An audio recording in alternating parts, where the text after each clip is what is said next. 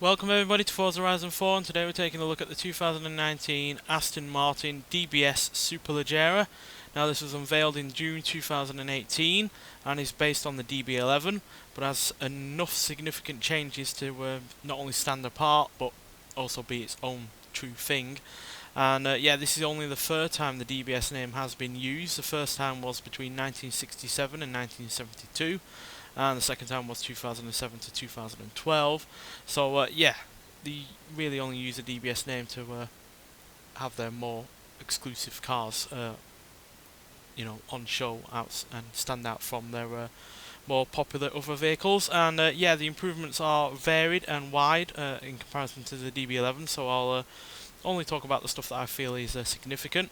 One of those is the front grille is larger for improved engine cooling.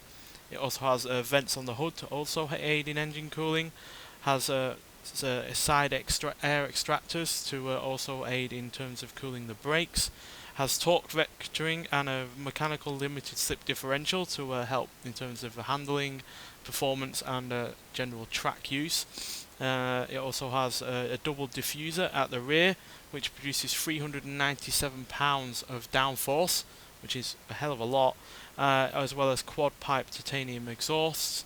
And yeah, also has more power and more torque than the DB11, while also being 168 pounds lighter at 3,966 pounds. Couple that with the fact that it's got a more powerful engine, and yeah, you have a far faster car than the DB11 on your hands. And yeah, still shares the same 5.2 litre twin turbocharged V12, but it now produces 715 horsepower and 663 pounds-feet of torque, which is 107 horsepower more and 147 pounds-feet of torque more as well. So it's not like, Lamborghini or McLaren, which will come out of a new car and it's got 10 or 20 horsepower extra. This is a significant amount of extra horsepower over the standard car, as well as obviously it being lighter and yeah, far better in terms of handling with all the stuff underneath, as well as having a brand new gearbox, which is new to Aston Martin at the time of launch. And yeah, I also prefer the looks of it. Granted, I'm not a massive fan of the front grille. I think it's a little bit too large, but the rest of the car is epic in terms of how it looks. I really do like the side profile. It looks even better around the rear. Yeah, with those quad exhausts and those really nice rear lights. And yeah, I like the wheels, and I like those side air vents on the side of the car to help with brake cooling, like I said before.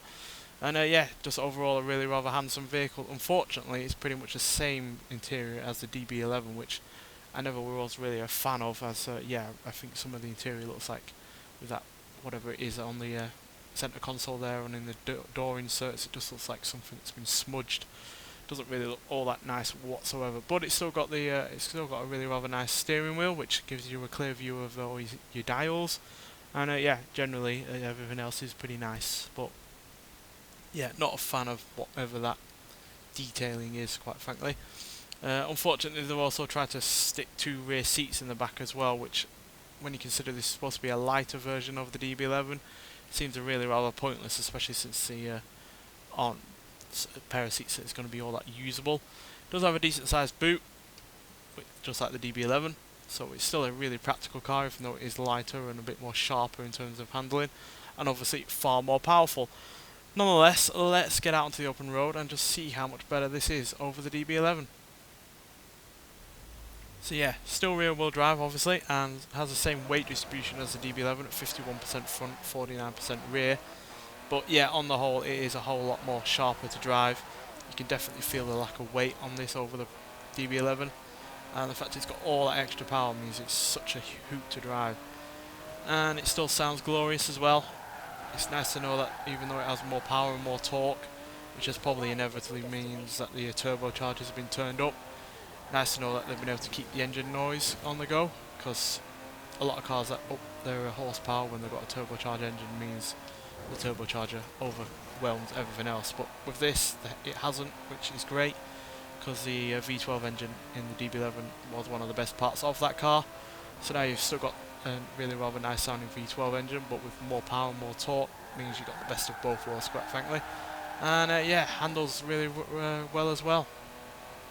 Not just in terms of, precision handling, but also in terms of just having downright fun, which is, yeah, what Aston Martin should have on the go, because not only are they Grand Tourers, but they should be fun to drive as well. And yeah, this really is able to manage its weight, because even though it's lighter than the DB11, it's still quite a hefty car. Nearly £4,000 is really not all that light, but at least it is still lighter than the DB11. And yeah, couple that lightweightness with the extra power, and you've got a car that's far quicker in terms of acceleration as well. 0 to 60 in 3.412 seconds, 0 to 100 in 6.4 seconds, and it will go into a top speed of 214 miles an hour.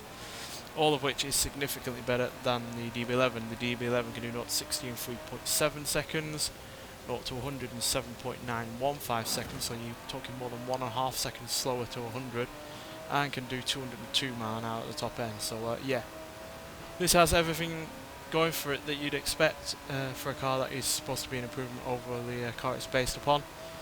But unlike other cars that do that kind of thing, or a new model that is based on the same kind of vehicle, it's such a wide margin in terms of how much better this is over the DB11 that yeah, it's worth whatever money it is extra, and yeah, certainly worthy of the DBS name, which yeah, like I said, they've only reserved for 2 other cars before this, so yeah, they do reserve the DBS name for their very best cars at the time, and yeah, this certainly is the very best of Aston Martin at this point in time, and yeah, I love it.